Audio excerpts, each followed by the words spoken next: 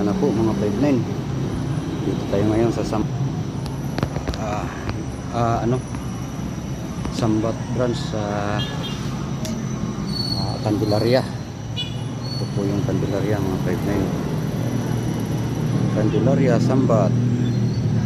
Dito po tayo nakaduty ngayon. Bukas mga 59 dito pa rin sa Candelaria, pero market naman tayo.